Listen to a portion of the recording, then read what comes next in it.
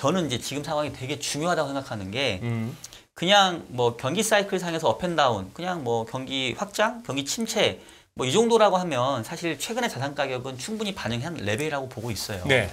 그러면 진짜 여유 자금 있는 사람들은 이제 오히려 저가 매수 기회, 뭐 20년 만에 뭔가 그 계급이 바뀔 수 있는 기회 뭐 이렇게도 뭐 얘기를 하시는데, 근데 이게 과거에 보면은 그렇지 않았던 적이 몇 번 있거든요. 그러니까 더 내려가는 거죠. 지하실이 더 있는 거죠.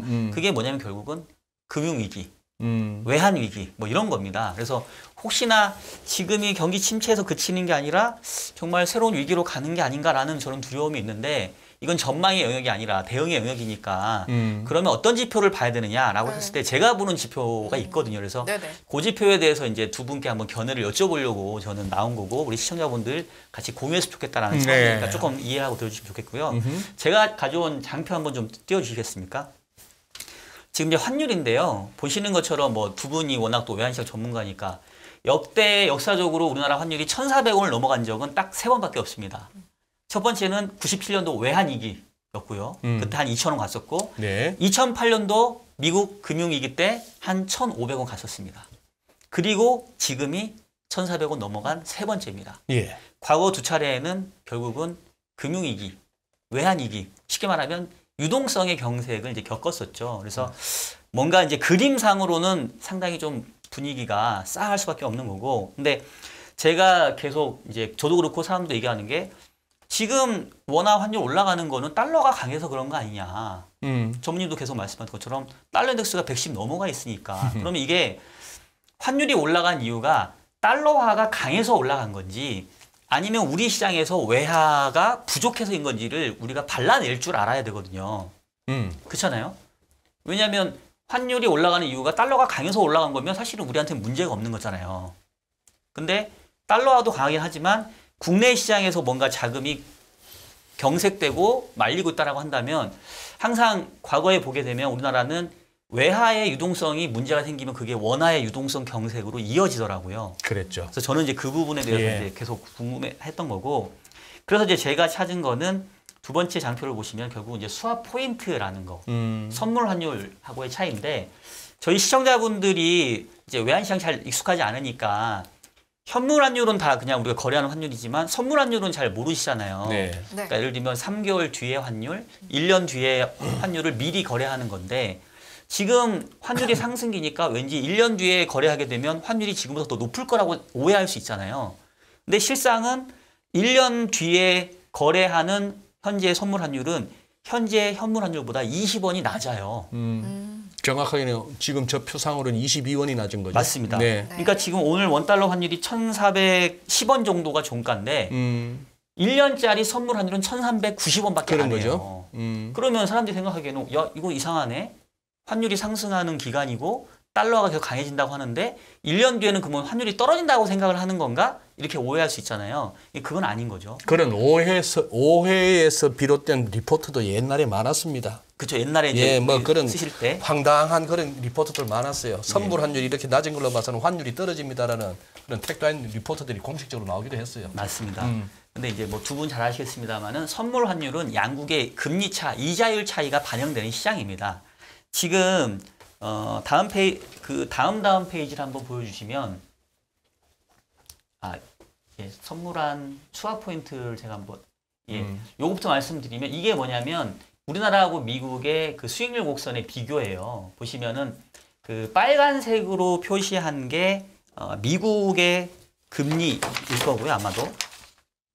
우리나라구나. 빨간색이 우리나라 금리이고 파란색이 미국의 수익률 곡선입니다. 그래서 보시면 1년 이하 구간에서는 지금 미국 금리가 우리나라 금리보다 높습니다.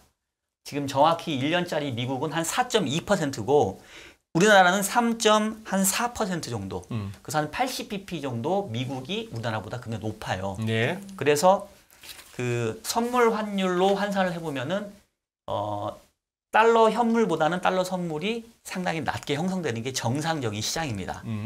그리고 우리가 그 수합 포인트라는 거를 환율로 한번 나눠주면 그걸 수합 레이트라고 얘기를 하거든요. 그러니까 즉 선물 환율이 얼마나 할인됐는데 내지는 할증됐는데 이제 이걸 나타내는 건데, 이제 마지막 장표입니다. 마지막 장표를 보시면 그 FX 수합 레이트라고 해가지고 현재 선물 환율이 현물 환율보다 얼마나 할증됐냐, 할인됐냐를 따져보면 지금 마이너스 1.5% 정도 할인이 됐어요. 그러니까 선물 환율이 현물 환율보다 마이너스 1.5% 낮다는 거죠. 한 네. 20원 정도. 네. 근데 원래 이론적으로 양국의 이자율 차이를 반영한 게 수합 레이트고 아주 정확하게 표현하면 여기다가 뭐 한국이 미국하고는 신용 위험이 있으니까 CDS 프리미엄 한 50bp 정도 더하면 이 수합 레이트가 대충 맞습니다. 네. 그럼 현재 수합 레이트가 마이너스 1.5%라는 얘기는 앞으로 미국하고 한국이 금리 차가 한 100bp 정도 벌어질 거야. 지금은 당장은 아니지만 그 예상 플러스 CDS 프리미엄 감안하면 1.5%. 그러니까 지금까지는 아직은 그냥 예상 정도 수준 반영한 거로 볼 수 있어요. 네. 아직 금리 차가 그 정도 안 벌어졌지만 미리 금리 차가 벌어진 거를 지금 선물환 시장은 반영하고 있다고 볼 수 있죠. 예. 근데 제가 걱정하는 건 뭐냐면 이 보시는 기울기예요. 최근에 보시면은 이 수합 레이트가 그냥 꼬라박고 있거든요. 그러네요. 추락이네요. 물론 미국의 금리 인상이 더 강화되긴 했죠.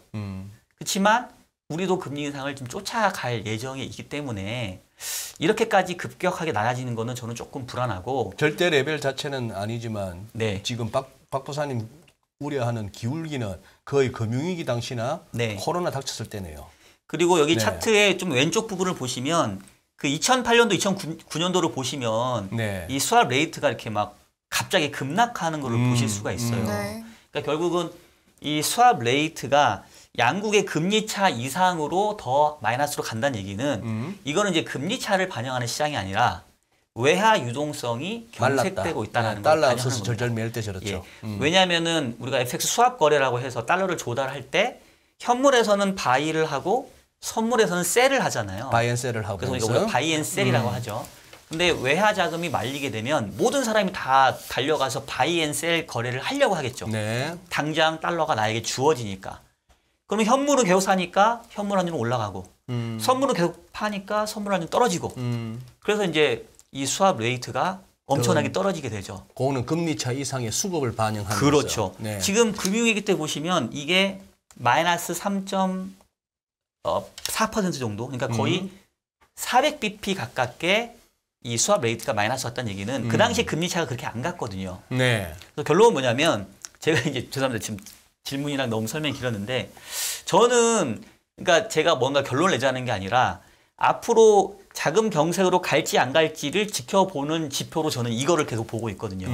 근데 이제 전무님하고 우리 소장님한테 이제 견해를 여쭙고 싶은 거예요. 지금 수합 레이트가 지금 이렇게 급격하게 떨어지고 있는데 아직은 좀 리저너블한 것 같은데 여기서 더 급락을 하게 되면 이거는 정말로 이제 외화 자금 시장에 뭔가 문제가 생기고 있는 신호로 봐야 되느냐, 그게 제가 맞게 해석하고 있는 거냐, 아니면 그렇게까지 볼 건 아닌지 한번 좀 여쭙고 싶어서 제가 이렇게 귀한 시간 좀 뺏었습니다. 질문을 하러 오신 거네요. 예, 그래요. 질문입니다. 예, 오늘 물론 제 질문- 생각은 그러니까 저는 이제 우려가 있는데, 우려가 있는데 예, 견해를 한번 혹시나 이제 기우일 전문가들과 수도 견해를 한번 있으니까. 나누고 싶은 거죠. 예. 저희가 지금 3분 정도 남았는데 이제 두 분 의견 물어보셨으니까 네. 뭐 한 1분 반 정도씩 쓰실 수 있을 것 네, 같아요. 사실은 이게 스왑 포인트가 중요하죠. 이제 단기 자금, 특히나 단기 자금에 있어서는 스왑 포인트의 변화가 굉장히 절대적입니다. 그래서 이것들을 갖다 지표로 굉장히 많이 활용을 하고요. 실제로 저희가 딜러들이 이렇게 호가를 할 때 이제 선물한 환율, 현물한 환율, 스왑 포인트라는 거는 현물환과 선물환의 차이입니다. 그렇죠. 그죠? 미래 환율과 현재 환율의 금리를 네. 감안해서 네. 달러와 예를 들면 원화를 바꾼다고 하면 금리를 왜냐하면 손해 보는 사람이 없어야 되잖아요. 네, 그 네. 금리를 감안해서 갖게 되는 그런 환율을 말하는 거예요. 그런데 이제 저희 같은 경우에는 이제 호가를 할 때 선물한 환율을 코트를 하지 않고 스왑 포인트만 딜러끼리는 호가를 합니다. 이 중요한 스왑 포인트가 급락을 하는 경우는 사실은 올해도 있었잖아요. 사실은 봄에 네네. 굉장히 많이 떨어졌었거든요. 그때 이제 마침 또 그때가 이제 새 정부 들어서기 얼마 전 그때였을 거예요, 아마. 그래서 굉장히 우려가 많이 있었는데 그게 단기 자금의 경색으로 이어지지는 않았습니다. 이게 뭐냐면 미국의 그 테이퍼링 이후에 금리 인상 기조가 너무 급작스럽게 일어나기 때문에 단기 자금에 큰 충격을 줘가지고 이제 스왑 포인트가 급격하게 떨어졌어요. 그런데 얼마 만에 좀 회복은 됐었어요. 지금도 제가 생각하기에 왜냐면 긴축이 일어나는 거거든요. 지금 밸런스 미국의 대차 대조표를 지금 보시면 지금 9조 달러 가까이 갔다가 지금 8.8조 정도 될 거예요, 달러. 네. 얼마 안 줄었습니다. 그러니까 이번 달부터인가요? 2배로 긴축을 빨리 하게 되잖아요. 네. 예. 그렇게 되면은 약 1.5조 달러 내년 말까지가 줄어들 것으로 예상이 됩니다. 계산해 보면 그럼 한 7.3조 달러 정도로 줄어들 거예요. 그렇게 되면은 자금을 빨아들이는 그런 역할이 됩니다. 되긴 돼요. 그만큼 시장에서 1.3조 달러가 없어지는 겁니다. 네. 그러니까 그런 것들을 미리 조금씩 시장은 반영을 하는 거죠, 이제. 알겠습니다. 그럼, 네. 네.